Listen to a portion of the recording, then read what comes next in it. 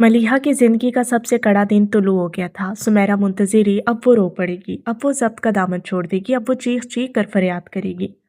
कोई है जो मेरी जिंदगी लेकर मुझे वजदान दे दे। मगर मलीहा के होठों से उफ तक नहीं आई। हाँ, मगर उसकी नमाजें आज कुछ ज्यादा तवील हो गई थी। नमाज पढ़कर पिछले 3 दिन की तरह दुआ मांगे बगैर ही मलीहा ने जायनमाज उठा दिया तो सुमेरा ने देखकर टोका, दुआ तो मांग लो। वो थकन भरे अंदाज में मुस्कुराई, एक का सुख दूसरे का दुख, तुम ही बता दो किसके लिए क्या मांगू।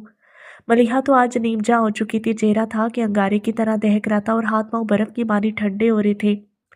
बड़ी ममानी ने उसके हाथों की ठंडक महसूस की तो परेशान होगी। देखो जरा आमना, उसके हाथ कैसे ठंडे हो रहे हैं।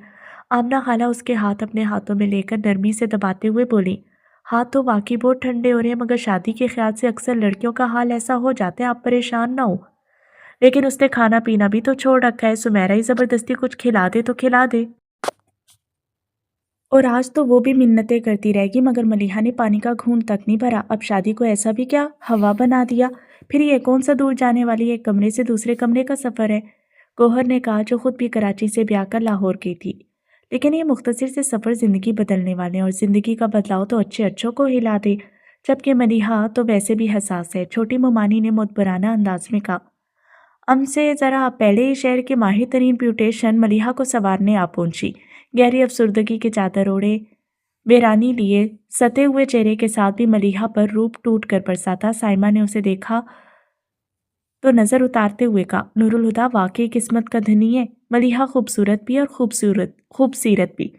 अब तो मुझे भी उनकी खुशकिस्मती का यकीन होने लगा है। सुमेरा ने उसकी बात सुनी तो बुत की मानिंद बेहिस बैठी मलीहा को देखकर होले से कहा, एक बाराती तो नहीं आई थी, मगर बाकी रस्में तो हो सकती थीं। उधर नूरुल हुदा नेवी ब्लू कलर के डिनर सूट में नकसक से तैयार होकर लॉन में बने स्टेज पर जलवा अफरोज। उधर मलीहा को घेरे में लिए बैठी लड़कियां दूध पिलाई और जूता छुपाई रैसी रस्मों के लिए भाग रही थीं। तुम नहीं जाओगी? दोनों मुमानियां तो मेजबानी के लिए पहले ही लॉन में थी। बस आमना खाला ही मलीहा के साथ बैठी थी। सब लड़कियां रस्मों के लिए उठ गई, मगर सुमेरा वहीं बैठी रही। तो उन्होंने सुमेरा से कहा, वो मलीहा से फासले पर बैठी थी। आमना खाला की आवाज़ पर सर उठाकर उन्हें देखते हुए कहा, दिल नहीं चाह रहा फुप्पो। उसकी बात पर वो हंस पड़ी, तुम्हारे दिल को क्या हो गया है? सुमेरा ने कुछ कहना चाहा, पर उससे पहले ही इरम आदम की, फुप्पो अम्मी कह रही हैं आप नीचे आ जाए। देखो जरा दुल्हन को अकेला छोड़कर आ जाऊं। उन्होंने खुद कलामी करते हुए अपनी भाभी की अक्लमंदी को सलाम किया। फिर इरम से बोली, काम क्या है उन्हें? वो तो नहीं पता। इरम ने भूलपन से सर दाएं बाएं हिलाते हुए कहा, अफाक भाई ने बस इतना कहा था कि जाकर आपसे कहूँ कि अम्मी आपको बुला रही हैं, काम तो नहीं बताया। पूछो, रहने दो, मैं खुद देख लेती हूँ। वो बोलकर उठी और इरम भी उनके साथ ही वापस चली गई। मलिहा खामोश बैठी अपनी चूड़ियों को देख रही थी। फिर यूं ही उसने सुमेरा की तरफ देखा। सुमेरा उसे ही देख रही थी। मलिहा कस्तन जरा सा मुस्कुराई और पूछा, कैसी लग रही हूँ? सुमेरा खामोश बैठी उसे देखती रही और कुछ नहीं कहा। मलिहा मुस्कुराहट को कुछ और फैलाकर बोली, सब कह रहे हैं मैं दुल्हन बनकर बहुत अच्छी लग रही हूँ। हाँ, आखिर सुमेरा बोल पड़ी, अच्छी तो लग रही हो, मगर ठीक नहीं लग रही। मैं ठीक हूँ। वो मुस्तकिल मुस्कुरा रही थी। सुमेरा चिढ़ सी गई, यूं मुस्कुराकर तुम धोखा किसको देना चाह रही हो, मुझे या अपने आप को? अपने आप को, उसने आराम से तस्लीम कर लिया। तुम्हारे रोने पर मुझे इतनी तकलीफ नहीं होती जितनी उस वक्त तुम्हारी मुस्कुराहट को देखकर हो रही है। उसकी आवाज़ में दुख था। मलिहा के होंठों से मुस्कुराहट गायब हो गई। सुमेरा तरहम आमेज नज़रों से उसे देखकर बोली, मैं ये तो नहीं कह सकती कि तुम्हारा फैसला गलत है, लेकिन तुमने अच्छा नहीं किया, ना अपने साथ ना वजदान के साथ। वजदान का नाम बर्छी की तरह उसके अंदर उतर गया तो वो झटके से उठ खड़ी हुई। कुछ पल खुद को संभालने में लगे। निकाह का वक्त हो चुका है, आओ नीचे चलते।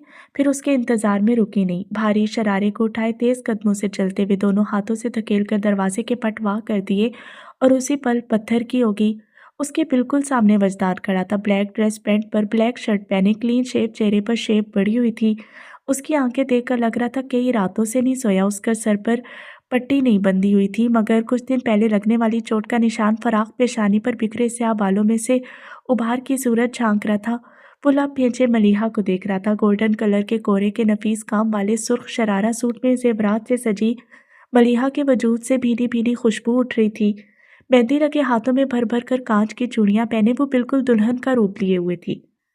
वजदान को हक नहीं था, वरना वो उस दुल्हन को मुंह दिखाई में अपनी जान दे देता। दरवाजे के पटों पर रखे हाथ मलिहा के पहलू में आ गिरे। वजदान ने महसूस किया मलिहा की सांसें बेतरतीब हो रही है, खुद उसकी धड़कनें कहाँ बस में थीं। रुक क्यों गई? उसे बुद्ध की मानी दरवाजे में खड़े देखकर पीछे से सुमेरा ने कहा। फिर कोई जवाब न पाकर उसने साइड से निकलकर सामने देखा और चुप सी रह गई। फिर उनके गुमसुम चेहरों पर नजर डालकर वो सीढ़ियों की तरफ बढ़ गई। मलिहा ने वजदान से निगाह हटाकर सीढ़ियां उतरती सुमेरा को देखा, फिर खुद भी उसके पीछे जाने के लिए कदम बढ़ा दिए। सीढ़ियों तक जाने के लिए वो वजदान के बराबर से गुजरी तो बेख्तियार ही वजदान ने उसकी कलाई थामकर उसे रोक लिया। उसकी मजबूत गिरफ्त में आकर मलिहा की कलाई में सुर्ख सुनहरी कांच की चूड़ियां टूट गईं। इन टूटी चूड़ियों ने मलिहा की कलाई के साथ साथ बजदान की हथेली को भी जख्मी कर दिया था, जिससे निकलता खून उसकी कलाई पर बहता उसके खून से मिलकर पतली सी लकीर बनाता मलिहा के हाथ की शहादत की उंगली की पोर से कतरे की सूरत सफ़ेद मार्बल के ठंडे फर्श पर टपक गया। कोई समझता तो ये मोहब्बत की फरियाद थी। वजदान मलिहा के हर नक्श को देख रहा था और पलके झुकाए मलिहा अपने चेहरे पर उसी हिद्दत को महसूस कर रही थी जिसने एक दिन लाइब्रेरी में बैठे बैठे अचानक ही उसे बेचैन कर दिया था। मलिहा आज भी बेचैन होगी। उस बेचैनी में एक कसक थी, खो देने का मलाल पूरी शिद्दत से उसके अंदर जागा था। कई दिनों से बर्फ में लिपटी उसकी हसासियत को जैसे किसी ने भट्टी में झोंक दिया हो। उसने चेहरा मोड़ते हुए पलके उठाकर वजदान की सुर्ख होती आंखों को देखा और एक आंसू का कतरा उसकी आंख से टपक कर गाल पर फिसलता चला गया। एक हाथ में उसकी कलाई पकड़े दूसरे हाथ से वजदान ने उस आंसू को समेटना चाहा था। उसने हाथ उठाया ही था कि मलिहा ने आंखें मीचते हुए चेहरा दूसरी तरफ मोड़ लिया। नारसाई की तेज धार तलवार ने वजदान के वजूद को दो हिस्सों में काट डाला था। यही पल जिंदगी की मौत है, उसके दिल ने कहा। उसे लगा अगर वो एक पल और वहां रुका तो वो उसके वजूद की दीवार ढह जाएगी। मलिहा की कलाई छोड़कर वो मुड़ा, फिर तेज कदमों से एक एक करता सीढ़ियां उतरता चला गया। मलिहा का दिल चाहा दौड़कर उसे थाम ले, मगर दिल की इस ख्वाहिश को दबाती बजाय आगे कदम बढ़ाने के वो उल्टे पैरों चलती कमरे की दीवार से जा लगी। वो धुंधली आंखों से दूर जाते वजदान को देख रही थी। वो जैसे जैसे सीढ़ियां उतर रहा था मलिहा के बदन से जान निकलती जा रही थी। वो दीवार के सहारे बैठती चली गई। वजदान लंबे लंबे डग भरता हॉल के दरवाजे से बाहर निकल गया। ये वो मंजर था जिसे देखने के बाद मलिहा की आंखों ने और कुछ नहीं देखा। आंखों को भेंचते हुए वो घुटनों के बल गिर पड़ी, फिर उसका वजूद कटे हुए शहतीर के मानिंद बाईं तरफ ढह गया। वजदान ने दूर से नूरुल हुदा को देखा, जो बड़े मसरूर से अंदाज में सबसे हाथ मिलाते हुए मुबारकबादें कबूल कर रहे थे और एकदम से उसका दिल चाहा कि उस शख्स को करीब से देखे जिसकी खातिर मलिहा खुद को मिटाने के लिए तैयार है। वो चलता हुआ स्टेज पर आ गया। हादी भाई। वो जाने किससे गुफ्तगू में मशगूल थे कि एक आवाज़ ने उन्हें पुकारा। वो चौंके। इस नाम से बस मलिहा ही उन्हें पुकारा करती थी। फिर पलट कर देखा, पुकारने वाले की आवाज़ में ही नहीं, चेहरे पर भी वैसी ही ताजीम थी जो मलिहा के चेहरे पर उन्हें अपने लिए नजर आती थी। शादी मुबारक हो हादी भाई। वजदान के पूरे वजूद पर मर्दनी छाई थी, मगर वो खुलूस से मुतबस्सम लहजे में बोले, शुक्रिया। नूरुल हुदा पूछना चाहते थे कि वो कौन है और उन्हें उस नाम और उस अंदाज से क्यों पुकारा है, फिर वो शुक्रिया के सिवा कुछ नहीं बोल पाए। मैं आपसे ये नहीं कहूँगा कि मलिहा को खुश रखिएगा, क्योंकि मैं जानता हूँ कि उनका ख्याल रखे बगैर आप रह नहीं सकते। इन नेक ख्यालात का शुक्रिया, मगर माफ़ी चाहता हूँ मैंने आपको पहचाना नहीं। उन्होंने वो सवाल कर दिया जो उन्हें उलझा रहा था। हम पहली बार मिल रहे हैं हादी भाई। और नूरुल हुदा और भी चौंके। फिर अपना तारुफ भी करवा दीजिए। मेरा तारुफ गैर ज़रूरी है, बल्कि बेहतर होगा कि इस मुलाकात के बाद आप मुझे भूल जाएं, लेकिन मैं आपको हमेशा याद रखूंगा। फिर खुद ही आगे बढ़कर वो नूरुल हुदा से बगल की रो गया। अल्लाह हाफिज़ हादी भाई। वजदान ने कहा, फिर अलग होकर उनके साथ हाथ मिलाकर स्टेज से उतर गया।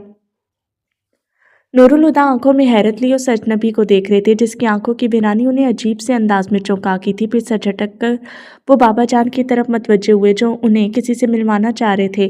जिस वक्त वजदान नूरुल हुदा से मिलकर स्टेज से उतरा, आफाक में ही मौजूद था। वजदान के उतरने के बाद वो भी स्टेज से उतरकर वजदान के पीछे चल पड़ा और उसके करीब जाकर हल्की आवाज में पूछा, मलिहा से मुलाकात हो गई? वजदान ने उससे देखा, फिर कहकर सर अस्बात में हिलाते हुए दूसरी तरफ देखने लगा जहाँ हंसते मुस्कुराते लोगों की चहल पहल थी। आफाक समझ नहीं पा रहा था कि उससे क्या कि फिर उसने उसके कंधे पर हाथ रखकर हौसला दिया था, मगर दोस्त की गमगुसारी पाकर वजदान का हौसला टूटने लगा। उसने निचला होंठ दांतों तले दबाकर आफाक को देखा और कहा, अच्छा दोस्त, अब इजाज़त दो। आफाक उसकी कैफियत को समझ रहा था। धीरे से बोला, मैं इस हालत में तुम्हें अकेला नहीं छोड़ सकता। वजदान दिल गिरफ्तगी से मुस्कुराया, मेरी ये हालत तो अब मुस्तकिल रहने वाली है। तुम्हें जब फुर्सत मिले गमगुसारी को आ जाना, मगर इस वक्त तुम्हारी बहन की शादी हो रही है और तुम्हारा यहाँ रहना ज़्यादा ज़रूरी है। आफाक समझ गया था कि वो इस वक्त तन्हाई चाह रहा है, इसलिए फिर कुछ नहीं कहा। चलता हूँ, वजदान ने कहा। फिर जाने के लिए कदम बढ़ा दिए। वजदान ने कार अपने घर के गेट पर रोकी, फिर उतरकर गेट खोलने के बाद कार पोर्च में ले जाने के बजाय वहीं उसका इंजन बंद कर दिया और चाबी से छोटा गेट खोलकर अंदर आ गया। सामने से साजिद मुजम्मिल के साथ घर से बाहर निकल रहा था। वजदान को देखकर मुजम्मिल ने साजिद से कहा, लो भाई, वजदान भी आ गया, अब तुम लोग बातें करो। फिर साजिद से हाथ मिलाकर वापस अंदर चला गया। साजिद गहरी नज़रों से वजदान का जायजा ले रहा था। टेंस लग रहे हो, उसने कहा तो वजदान अपनी पेशानी मसलते हुए बोला, बस ऐसे ही। फिर फौरन बशाशत से कहा, तुम सुनाओ। और साजिद फौरन संजीदगी का चोला उतार कर अपनी जोन में आ गया। ज़रूर सुनाएंगे भाई, कहो क्या सुनना चाहोगे? कवाली, गज़ल या फिर ठुमरी से काम चलेगा? अल्हम्दुलिल्लाह इस वक्त सब कुछ सुनाने की पोजीशन में है। अलबत्ता ना रहते अगर मैंने अपने कैमरे का रोल धुलवाए बगैर एडिटर साहब को दे दिया होता। बोलते हुए उसने हाथ में पकड़ी फाइल में से एक लिफाफा निकालकर उसके सीने पर मारते हुए झिड़क कर कहा, ले पकड़ अपनी सौगात, और आइंदा मेरे कैमरे को हाथ ना लगाना। मैं तुझे शरीफ आदमी समझता था और तू चोरी छुपे लड़कियों की तस्वीरें उतारता है। सुधर जा, नहीं तो किसी के भाई के हाथों पिटेगा। वो जाने क्या क्या बोल रहा था। वजदान ने ध्यान भी नहीं दिया और ना समझी के आलम में उस लफाफे को खोलने लगा जो साजिद ने उसे पकड़ाया था। लफाफा खुला और मलिहा की तस्वीरें वजदान के हाथ में आ गई। तस्वीरों में मुस्कुराती भी मलिहा उस मलिहा से कितनी अलग थी जिसे वो अभी मिलकर आ रहा था। एक एक करके तस्वीरों को देखते हुए वो अंदर जाने लगा। ओ भाई, मैं यहाँ खड़ा हूँ। उसे गायब दिमागी की कैफियत में अंदर जाते देखकर साजिद अपनी नाकदरी पर रोया, बिलबिलाया। वजदान सुस्त रफ्तारी से चलता लाउंज में आ गया जहाँ रोज़ की तरह सब मौजूद थे और चाय पी रहे थे, लेकिन वजदान ने किसी की तरफ देखा भी नहीं और अपने कमरे में जाने के लिए सीढ़ियों की तरफ बढ़ गया। मुस्तफ़ा अजीम खामोशी से उसे जाते हुए देख रहे थे। सुमेरा मेहमानों के दरमियान मगर उस रुख से बैठी थी कि कोई भी अगले दरवाजे या पिछले लॉन की तरफ जाता तो फौरन उसकी नज़र में आ जाता। उसने वजदान को आते देखा तो मलिहा के पास जाने के ख्याल से खड़ी हो गई, लेकिन फिर वजदान को नूरुल हुदा के पास जाते देखकर रुक गए। कुछ सेकंड के बाद वो स्टेज से उतरा, उसके पीछे ही आफाक भी स्टेज से उतर गया। फिर दोनों में मुख्तसर सी बातचीत हुई। वजदान चला गया तो सुमेरा ने मायूसी से सर झटक दिया। एक पल को उसे लगा था कि शायद वजदान नूरुल हुदा को सब बता देगा, लेकिन खुद को नॉर्मल करते हुए वो पिछले लॉन की तरफ आ गई। उसने आपनूसी दरवाजे की चौखट पर कदम रखा ही था कि ऊपर सीने पर कमरे के दरवाजे के सामने बेहोश पड़ी मलिहा पर उसकी नज़र ठहर गई। न जाने वो क्या एहसास था जिसने सुमेरा को दहला दिया। फूफा जान, किसी खौफ के जेरे असर वो चिल्लाई और बजाय मलिहा के पास जाने के उल्टे पैरों बाहर को दौड़ पड़ी। फूफा जान, मलिहा इतना बोलकर ही हाँफने लगी तो बाबा जान परेशानी भरी उजलत से बोले, क्या हुआ मलिहा को? सीने पर हाथ रखकर दिल को काबू करते हुए उसने सहमी हुई आवाज़ में कहा, मलिहा अपने कमरे के बाहर बेहोश पड़ी है। उसकी बात पूरी भी नहीं हुई थी कि नूरुल हुदा गले में पड़ी फूलों की माला खींचकर उतारते अंदर की तरफ भागे। बाबा जान भी उनके पीछे थे। नूरुल हुदा नीचे से ही मलिहा के बेहोश वजूद को देख चुके थे। वो कई कई सीढ़ियाँ एक साथ फलांगते मलिहा के पास आ बैठे और फुर्ती से उसे अपने बाजू पर सीधा किया। उसका चेहरा पसीने से तर था, पलकें नम हो रही थी, नींबा होंठों में मध्यम इर्ताज था। उसकी सांसें अटक रही थीं और दिल इतने ज़ोर से धड़क रहा था कि नूरुल हुदा उसकी बेतरतीब धड़कनों को अपने सीने पर महसूस कर रहे थे। उन्होंने मलिहा की नब्ज़ टटोली जो डूबती जा रही थी। फिर सीढ़ियों पर भागते आफाक को देखकर चिल्लाए, आफाक गाड़ी निकालो, और वो सर हिलाता पलट गया। नूरुल हुदा की छठी इस खतरे का इशारा दे रही थी। पास ही बैठे परेशान से बाबा जान को कोई दलासा दिए बगैर उन्होंने आनन फानन मलिहा को बाजुओं में उठा लिया और तेजी से सीढ़ियां उतरते चले गए। मेहमानों में अफरा तफरी मची थी। हर तरफ से क्या हुआ की आवाज़ें आ रही थीं। आफाक कार का इंजन स्टार्ट कर चुका था। समत ने फुर्ती से आगे बढ़कर पिछली सीट का दरवाज़ा खोल दिया। इतने में बाबा जान दूसरी तरफ का दरवाज़ा खोलकर बैठ चुके थे। नूरुल हुदा ने मलिहा को उनकी गोद में लिटा दिया और खुद अगली सीट पर बैठ गए। नूरुल हुदा के बैठते ही आफाक ने कार को तूफानी रफ्तार से आगे बढ़ा दिया। चंद लम्हों की अफरा तफरी के बाद एक दम साकित हो गई। हैरत की ज्यादती से हर शख्स जैसे पत्थर का हो गया। कुछ देर पहले जहां रंगो बू का सैलाब था, कहकों और मुस्कुराहटों का दरिया उमड़ रहा था, वहां अब यकलख्त अंदेशों के साए लहराने लगे थे। या अल्लाह, दरवाजे के आगे बने छोटे से बरामदे की सीढ़ियों पर बेदम होकर बैठती सुमेरा के लबों से दुआ की सूरत में एक पुकार निकली थी। हमेशा नपे तले अंदाज में बर्ताव करने वाले बाबा जान हाथ पैर छोड़ बैठे थे। कभी वो मलिहा के हाथ चूमते, कभी उसके चेहरे को, फिर उसके गाल थपकते हुए आवाज़ें देने लगते, और जब पुकार रायगा जाती तो उसे खुद में भेज कर सिसकने लगते। ए अल्लाह, मेरे हौसले को ना आजमा। ये दुआ उनकी ज़ुबान का विर्द बनी हुई थी। नूरुल हुदा बार बार मुड़कर देख रहे थे। उनकी आंखों में तशवीश बढ़ती जा रही थी। अचानक बाबा जान को ध्यान आया कि मलिहा दुल्हन बनी हुई है, तो वो आंखें झपक कर धुंध को साफ करते हुए उसका चेहरा देखने लगे। बाबा जान ने जिंदगी में कई सदमे झेले थे, मगर कभी उनकी आंख नम नहीं हुई थी। लेकिन मलिहा को देखते देखते उनकी आंखें भर आईं, तो वो उसकी पेशानी पर होंठ रखकर रो पड़े। तभी उन्हें एहसास हुआ कि उनके हाथ में पकड़ा मलिहा का हाथ उनके हाथ से सिरक गया है। वो ठटक कर अपने खाली हाथ को देखने लगे, मगर फिर घबराकर मलिहा की बंद पलकों को देखा और जोर से चिल्लाए, आफाक, गाड़ी तेज चलाओ। आफाक पहले ही बहुत स्पीड में ड्राइव कर रहा था। उनके लहजे की सरसराहट को महसूस करके उसने रफ्तार मजीद बढ़ा दी। अस्पताल के इमरजेंसी डिपार्टमेंट के गेट पर गाड़ी रुकते ही नूरुल हुदा उतरे और पिछली तरफ का दरवाज़ा खोलकर मलिहा को निकालने लगे। स्ट्रेचर लाओ की आवाज़ लगाता आफाक पीछे आया और मलिहा को निकालने में नूरुल हुदा की मदद करने लगा। कोई शख्स तेज़ी से स्ट्रेचर दौड़ाता हुआ आया था। उन दोनों ने मलिहा को कार से निकालकर स्ट्रेचर पर डाल दिया। इस दौरान बाकी लोग भी पहुंच गए थे। एक हजूम मलिहा के स्ट्रेचर के साथ अस्पताल में दाखिल हुआ। इमरजेंसी की इतला पाकर एक डॉक्टर तेज़ी से उस तरफ चलाया और रुके बगैर स्ट्रेचर को चलाते रहने का इशारा करते हुए वो खुद भी स्ट्रेचर के साथ साथ तेज तेज चलता मलिहा की नब्ज चेक करने लगा। उसे शक सा हुआ। एक मिनट, डॉक्टर की आवाज़ पर सभी थम के। डॉक्टर ने स्टेथोस्कोप कानों पर लगाकर मलिहा की धड़कनें चेक की, फिर कोट की जेब से छोटी टॉर्च निकालकर उसकी रोशनी बारी बारी मलिहा के पपोटों को उठाकर उसकी आंखों में डाली। फिर सीधा हुआ, हवा में सर हिलाता पीछे हट गया। क्या हुआ? बाबा जान ने सरसराती आवाज में पूछा। डॉक्टर उन्हें देखकर तासिब से बोला, शी इज डेड। उसने कहा था वो मर जाएगी, और वो मर गई। सुमेरा के अंदर अजीब सी बेकली फैली थी। उसने नज़र घुमाकर अपने आसपास देखा। लॉन में मेहमानों के लिए डेकोरेटेड कुर्सियां और मेज़ें लगी थी, मगर मेहमान जा चुके थे। उन्हें अंदाज़ा हो गया था कि यह शादी गैर एलानिया तौर पर कैंसिल हो चुकी है। फिर वो रुक कर क्या करते? सामने ही ताज़ा फूलों के साथ खूबसूरती से सजा स्टेज था जो वीरान पड़ा था। लॉन में तेज़ रोशनियां जल रही थी जिन्होंने रात को दिन में बदल दिया था। कसरे फारूकी की बैरूनी दीवारों पर छत से रंगीन बरकी कमकमे लटकते हुए झिलमिला रहे थे। ये झिलमिलाहट लगे पौधों और दरख्तों के तनों से भी लिपटी थी। किसी को भी इन रोशनियों को गुल करने का ख्याल नहीं आया। आता भी कैसे? सभी तो शौक में थे। सिर्फ बाहर से ही नहीं, कसरे फारूकी अंदर से भी दुल्हन की तरह सजा था। गुलाब और मोती के फूलों की लड़कियां हर तरफ बाहें फैलाई खड़ी थी, मगर उस सच धज के बावजूद अचानक ही वीराना सा लगने लगा। सजा सवरा मगर उदास, बिल्कुल मलिहा की तरह। सुमेरा ने सोचा और सर घुटनों में छुपा लिया। ठंड में बैठे बैठे उसका जिस्म अकड़ने लगा था जब कहीं जाकर हॉर्न की आवाज़ सुनाई दी। उसने सर उठाकर देखा, आफाक की गाड़ी पोर्च में आगे जाकर रुक गई थी। बचे कुचे मेहमानों ने गाड़ी को घेरे में ले लिया, मगर उसमें से आफाक और समद ही बरामद हुए। वो भी नज़र चुराते उनके नरगे में से निकल गए। सुमेरा ने देखा आफाक ने हाथों में लाल रंग की पोटली उठा रखी थी और वो उसी की तरफ आ रहा था।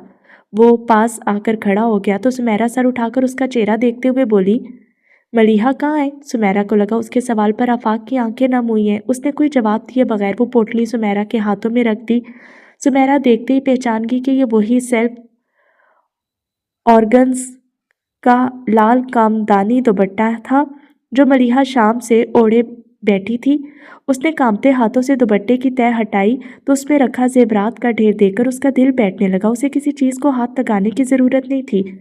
उसे मालूम था ये मलिहा के जेवर हैं। साइमा ने घबरा कर दुपट्टा सुमेरा से ले लिया, फिर जेवर उलट पुलट कर सरसराते लहजे में बोली, ये तो मलिहा के जेवर हैं। मैंने खुद सुमेरा के साथ मिलकर अपने हाथों से उसे पहनाए थे। आफाक कुछ कह नहीं सका।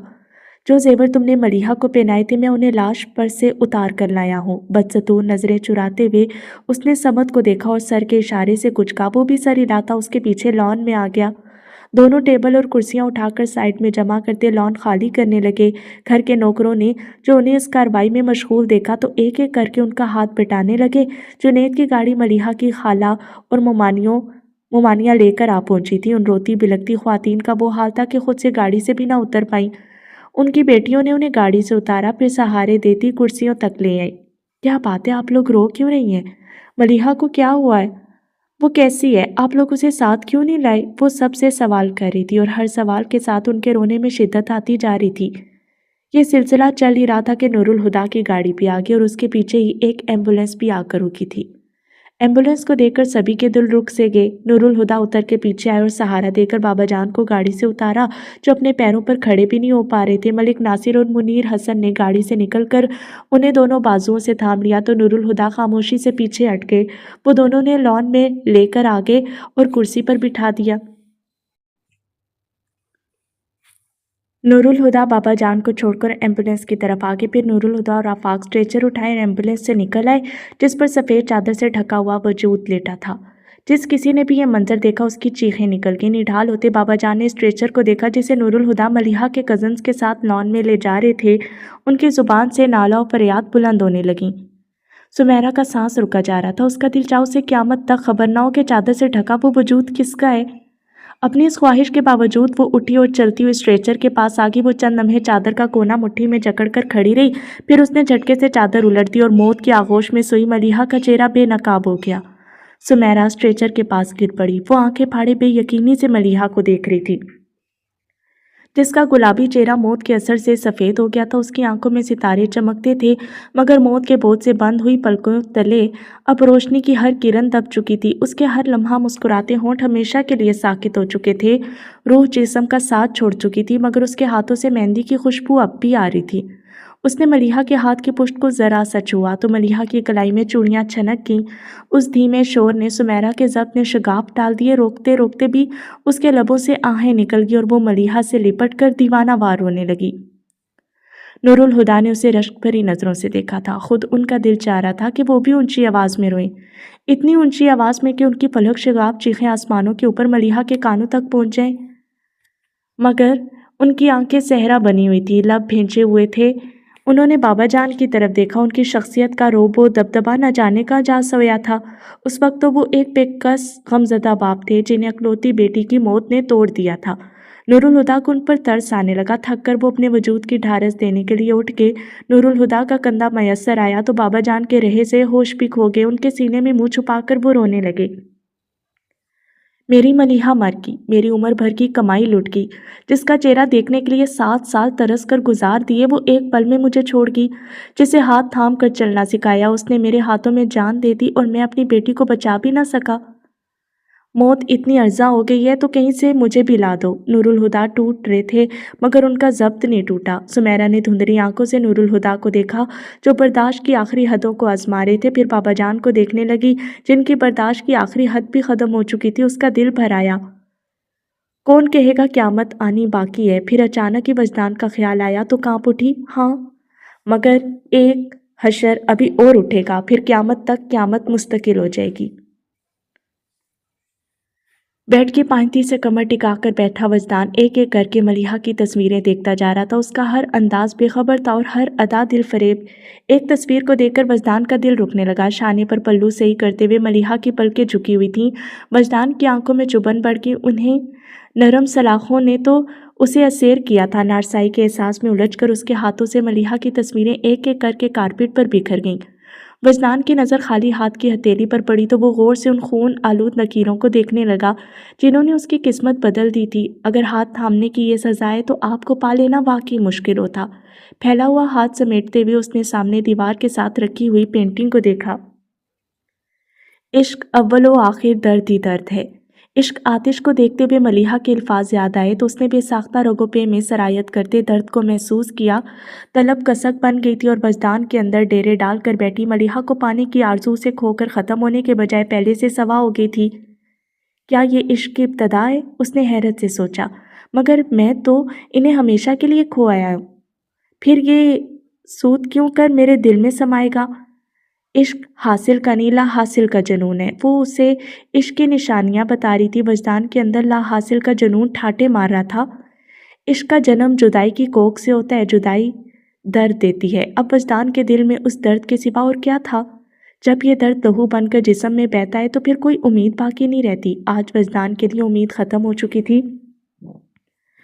عشق وہ آتش ہے جو جلائے تو راکھ نہیں کرتا، فنا کر دیتا ہے، لیکن جستجو باقی تھی اور لا حاصل کی جستجو نے وجدان کے اندر الاؤ دہکا دیا تھا، جس کے شعلوں میں گھر کر وہ ہر احساس کھوتا جا رہا تھا۔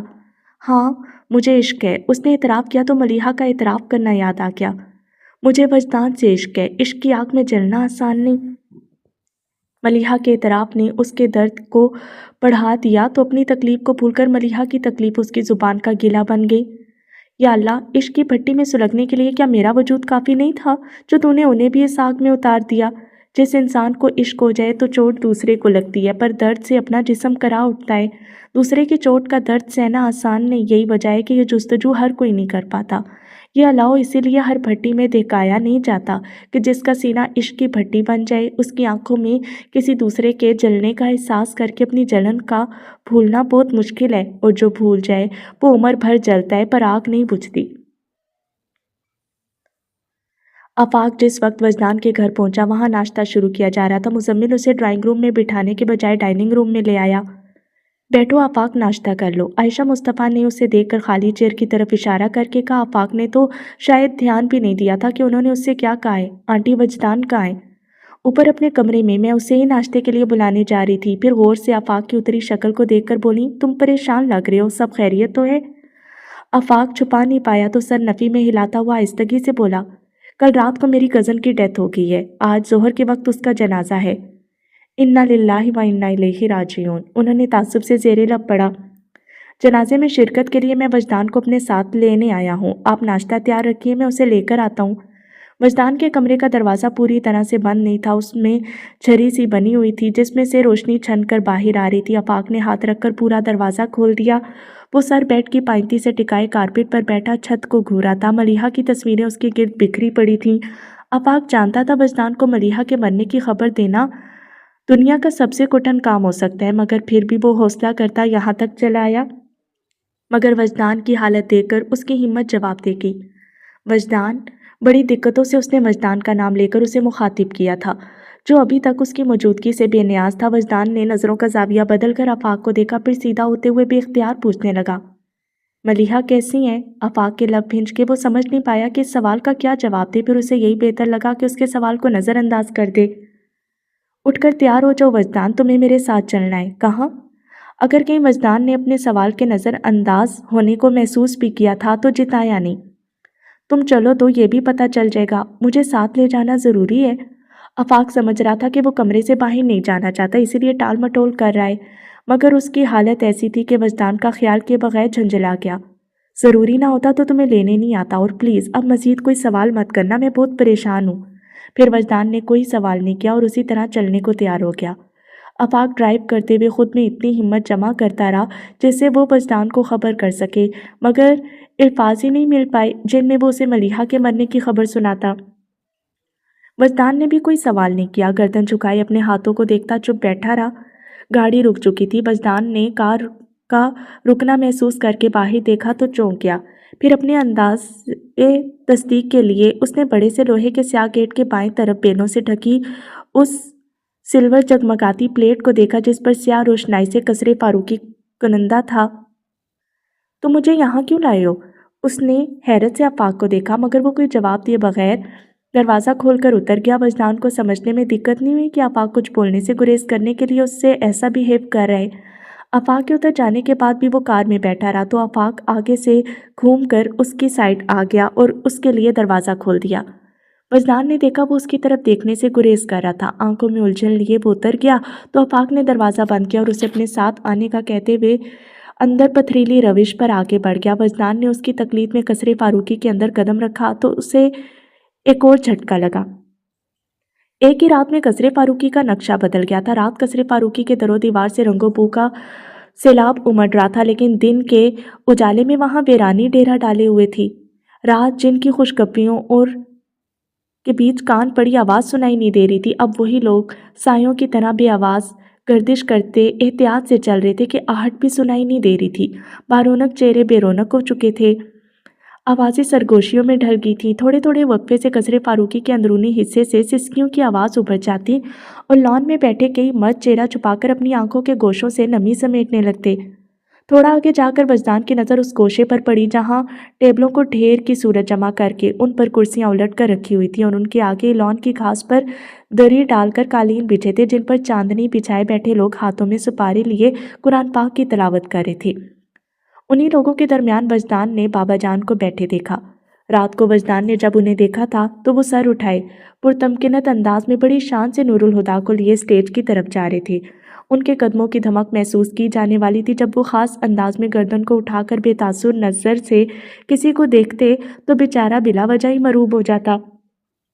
मगर अब तो उनकी गर्दन इस कदर झुकी हुई थी कि थोड़ी सीने को पहुंची हुई थी। कमर में खम डालकर बैठे उनके दोनों शाने आगे को ढुलक गए थे। हमेशा बेतासुर रहने वाली उनकी आंखों में बेबसी इंतहा को पहुंच रही थी। वो रो नहीं रहे थे, फिर भी वजदान ने अंदाज़ा लगाया कि अब तक की उम्र में बचा कर रखे सारे आंसू वो कल रात को बहा चुके हैं। आखिर ऐसी क्या वारदात हुई है, उसने हैरत से सोचा और अगले ही पल उसकी हैरत कई गुना बढ़ गई। नूरुल हुदा बाबा जान के पास आए और घुटना टिका कर बैठते हुए सरगोशी में उनसे कुछ कहने लगे। वो अभी भी रात वाले कपड़ों में थे मगर अब उनके सूट की हालत ख़राब हो चुकी थी। अब इस अबतरी के बावजूद उनके चेहरे पर कोई तासुर नहीं था। फिर भी वजदान ने उनके वजूद से लिपटे किसी दुख को महसूस कर लिया था और उस एहसास के साथ ही उसने हैरत से सोचा, कल ही तो हादी भाई को मनचाही हस्ती का साथ मिला है, कम से कम आज तो उन्हें इस हाल में नहीं होना चाहिए। तभी चलते चलते वजदान को ठोकर लगी और वो लड़खड़ा कर घुटनों के बल गिर पड़ा। मगर फौरन ही एक हाथ ज़मीन पर रखकर संभलते हुए उसने उठना चाहा, पर अचानक ही उसका जिस्म जैसे पत्थर का हो गया था। संभल कर उठते हुए उसने सामने देखा तो उसकी नज़र चारपाई पर सफ़ेद कफन में लिपटी मलिहा के बेजान चेहरे पर पड़ी थी। वो पत्थर कैसे ना होता। उसने जोर लगाकर सीने में अटके सांस को अंदर खींचना चाहा तो उस पर खांसी का दौरा पड़ गया। खांसते खांसते अपने बाजू पर किसी का हाथ महसूस करके उसने गर्दन मोड़कर देखा तो आफाक उसके पास था। आफाक आहिस्तगी से कहने लगा, कल तुम्हारे जाने के बाद अचानक ही मलिहा की हालत बिगड़ गई थी और वो बेहोश हो गई थी। हम उसे फौरन ही अस्पताल लेकर गए मगर उसने रास्ते में ही दम तोड़ दिया। वो अब खांस नहीं रहा था बल्कि यूं आफाक को देख रहा था जैसे उसकी जुबान से निकले लफ्ज़ उसके लिए नामानूस हों। आफाक ने उसका चेहरा देखा, फिर अपना बाजू उसके कंधों पर फैलाकर दूसरे हाथ से उसका हाथ थामते हुए ठहर ठहर कर बहुत वाज़ेह अल्फाज में बोला, मलिहा मर चुकी है वजदान। और उसी दिन उसी पल वजदान भी मर गया। भाई साहब, जनाजे का वक्त हो रहा है, अब मैयत उठाने की इजाज़त दे दीजिए। बस एक मुनीर हसन ही थे जो न जाने कैसे खुद को संभाले हुए थे। बाकी बड़े मामू की हालत भी बाबा जान से मुख्तलिफ नहीं थी। बाबा जान का सब चूर चूर हो गया। मेरी बेटी को मुझसे जुदा ना करो मुनीर हसन। बेटी तो कब की जुदा हो गई साहब, अब तो बस खाक का पुतला बचा है जिसे खाक में लुटाना है। उन्होंने एक ठंडी सांस भरकर कहा। औरतें नाउच के कारपेट पर चांदनियां बिछाए सुपारे पड़ी थीं। आफाक ने सोफे के पास रुककर आहिस्ता से सुमेरा को आवाज़ दी, तुम सब आकर आखिरी बार मलिहा का चेहरा देख लो, फिर थोड़ी देर में उसे मस्जिद ले जाएंगे। उसकी आंखें छलकने को बेताब हुई मगर वो पलके झपक कर आंसुओं का रास्ता रोकती सर हिलाकर वापस पलट गई। जनाजे को तो उठना ही था मगर वो उठ रहा है ये सुनकर कोहराम मच गया। मलिहा को जिंदगी में तो सुकून नहीं मिला लेकिन मरकर उसके चेहरे पर सुकून ही सुकून था। मजदान ने सर उठाकर नूरुल हुदा को देखा जो अचानक ही बहुत बेचैन से हो गए थे। अगर वो इतने बदकिस्मत ना होते तो आज का दिन उनकी ज़िंदगी का सबसे खूबसूरत दिन होता। मगर मैंने एक दुआ भी की थी कि मेरी खुशी की खातिर अपना दुख सहने का हौसला रखने वाले को कभी दुख ना मिले। मैं उसका साथ छोड़ने का हौसला कहाँ से लाऊं जो मुझे साथ छोड़कर जाने की इजाज़त दे रहा है। इल्फाज जो एक पल के लिए वजदान की समातों का पीछा न छोड़ते थे उसके जहन में गूंज गए तो बेख्तियार वो मलिहा से गिला करने लगा, आप तो अपनी ही दुआ का भरम नहीं रख पाई, हादी भाई का साथ क्या निभाती। उसने अभी तक उसके दिल में झांक कर भी नहीं देखा था कि वहाँ कितनी तबाही फैली है और आया कुछ बचा भी है कि नहीं। वो नूरुल हुदा को सोच रहा था क्योंकि मलिहा ने नूरुल हुदा से आगे कुछ नहीं सोचा था। आपकी ये अदा बहुत जालिम है मलिहा। उसने कफन की चादर से झांकते मलिहा के चेहरे को देखा। कल आपकी जुदाई का हुक्म सुनाया था और आज हादी भाई से जुदा हो गई। आपको ना मुझ पे तरस आया और ना हादी भाई पर। वजदान की आंखें नम हो गई तो मलिहा का चेहरा उसकी नज़रों में धुंधला गया और इस ख्याल से कि आज आखिरी बार उसकी नज़रें मलिहा को छू रही हैं, अब यह नज़ारा आंखों को फिर नज़र नहीं आएगा। काश वो कहीं से आ जाए, एक बार से ही, आखिरी बार से ही मैं उसे जी भर के देख तो लूँ। اب ایک عمر اس کے بغیر گزارنی ہے، کوئی تو سہارا ہو۔ ملیحہ کو جی بھر کر دیکھنے کی خواہش پر اس کے وجدان سے کئی الفاظ، آخری الفاظ وجدان کو یاد آ کر بے چین کر گئے۔ کیا وہ بھی اس وقت اسی طرح تڑپی ہوں گی جیسے آج میں تڑپ رہا ہوں؟ آج کوئی جا کر اس سے پوچھے اپنی پوری زندگی میں سے صرف ایک پل مجھے نہیں دے گا؟ ایک پل، صرف ایک پل مجھے دے دے، ایک بار مجھ سے ملنے آ جائے، بس ایک بار۔ میں اپنی پوری زندگی آپ کو دے دوں گا ملیحہ، اپنی ہر سانس آپ کے نام لکھ دوں گا، بس ایک بار لوٹ آئیں، بس ایک بار۔ اس کے دل میں ہر طرف فریادیں مچل اٹھیں۔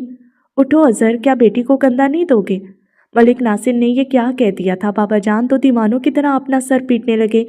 میں مر جاؤں گی بابا جان، کتنے مان سے اس نے اپنے باپ سے جان بخشی کی درخواست کی تھی۔ مر جاؤ گی تو تمہیں کندھوں پر اٹھا کر اپنے ہاتھوں سے دفناؤں گا۔ اپنی بیٹی کے لیے کہے گئے الفاظ کتنے سپاک تھے، بابا جان کو اب احساس ہوا تھا۔ رہنے دے ملک انکل، پھوپھا جان سے نہیں ہوگا، آفاق نے ان سے کہا۔ وجدان اٹھ کر ملیحہ کے سرہانے بائیں جانب آ کھڑا ہوا۔ نور الہدا کا ذہن کام نہیں کر رہا تھا، ورنہ وہ وجدان کو پہچان جاتے، لیکن وہ حیران ہوئے تھے کہ جلتی آنکھوں اور دہکتے چہرے والا یہ شخص کون ہے جسے ملیحہ کی موت پر اتنا دکھ ہوا ہے کہ صبح سے بیٹھا پاگلوں کی طرح ملیحہ کو دیکھے جا رہا ہے، اور اب اپنے حلیے سے دیوانہ نظر آتا وہ شخص حقدار کی طرح ملیحہ کو کندھا دینے آ گیا تھا۔ یہ حیران ہونے کا وقت نہیں تھا، سو انہوں نے اپنی حیرت کو جھٹک دیا، پھر چاروں ایک ساتھ جھکے اور ملیحہ کا جنازہ اپنے کندھوں پر اٹھا لیا۔ کلمے کی صدائیں بلند ہو گئیں۔ آج وہ قصر فاروقی سے رخصت ہو رہی تھی، ہمیشہ ہمیشہ کے لیے۔ 20 سالوں پر محیط اس کی زندگی کی داستان اچانک ہی ایک موڑ پر آ کر ختم ہو گئی تھی۔ اسے کہتے ہیں زندگی، اور یہ ہوتی ہے موت۔ ایک بے وفا، دوسری بے رحم، اور کیا بے بسی ہے کہ فرار دونوں سے ہی نہیں۔ زندگی صفاق لگے تو موت کے آنچل میں چھپ جاؤ، لیکن اگر مر کر بھی سکون نہ ملے تو کاش کوئی تیسرا دروازہ بھی ہوتا۔ قبر تیار ہو چکی تھی، ملیحہ کا جنازہ قبر کے پاس اتار دیا گیا۔ آفاق نے وجدان کو اشارہ کیا تو وجدان کو ملیحہ کا وہ مڑنا یاد آ گیا، اور وہ جبڑے بھینج کر نفی میں سر ہلاتا پیچھے نکل گیا۔ آفاق ایک نظر اسے دیکھ کر جنازے کے پاس آ گیا، پھر کمر کے گرد بندے کپڑے سے پکڑ کر نور الہدا اور سمد کے ساتھ مل کر احتیاط سے ملیحہ کے جسم کو قبر کے اندر کھڑے جنید اور منیر حسن کے ہاتھوں میں پکڑا دیا۔ پھر وہ اور نور الہدا بھی قبر میں اتر آئے۔ تم سفید رنگ مت پہنا کرو، اس رنگ میں تم اتنی پیاری لگتی ہو کہ ڈر لگتا ہے تمہیں نظر نہ لگ جائے۔ کفن کی سفید چادر اس کے چہرے پر سے ہٹاتے ہوئے نور الہدا کے ہاتھ کانپ گئے۔ انہوں نے غور سے اس کی طرف دیکھا، لیکن آج انہیں ملیحہ سفید رنگ میں اچھی نہیں لگی۔ انہیں بے ساختہ وہ رات یاد آ گئی جب ان کا انتظار کرتے وہ تھک کر سو گئی تھی۔ سوتے ہوئے اس کے چہرے پر کتنی معصومیت تھی، اور وہ نرم سا تاثر جو سوتے جاگتے ہر حال میں اس کے ساتھ رہتا تھا۔ موت کے کئی گھنٹے گزر جانے کے بعد بھی وہ نرمی، وہ حلاوت اور وہ معصومیت اس کے چہرے پر تھی۔ نور الہدا کو لگ رہا تھا جیسے وہ آج بھی تھک کر سو گئی ہو، مگر آج یہ تھکن زندگی کی تھی۔ میں تمہارے زہر سے آزاد نہیں ہونا چاہتا، انہوں نے نرمی سے ملیحہ کی پلکوں کو چھوا۔ میری زندگی سے تو جا رہی ہو، بس اتنا احسان کرنا کہ میرے دل سے کبھی نہ جانا۔ اپنی یاد کا ایک چراغ جلا کر میرے دل کے طاق پر رکھ دینا، میں اسی روشنی میں جینے کی وجہ ڈھونڈ لوں گا۔ ان کے دل کو کچھ ہوا تھا اور وہ تیزی سے پلٹ کر قبر سے باہر نکل آئے۔ گورکن بیلچوں کی مدد سے مٹی قبر میں بھر رہے تھے اور وجدان دفن ہوتا جا رہا تھا۔ پھر کچھ ہی دیر لگی اور ملیحہ کا قیامت تک کے لیے سورج سے پردہ ہو گیا۔ اس کی ادھوری محبتیں، نامکمل آرزوئیں اور ٹوٹے خواب اس کے جسم کے ساتھ ہی منو مٹی تلے دفن ہو گئے۔ اپنے جذبوں کی سلیب آپ اٹھائی ہم نے، زندگی سن تو صحیح کیسے بتائی ہم نے، مڑ کے دیکھا تو رہے زیست کو تنہا پایا، تب یہ معلوم ہوا عمر گوائی ہم نے۔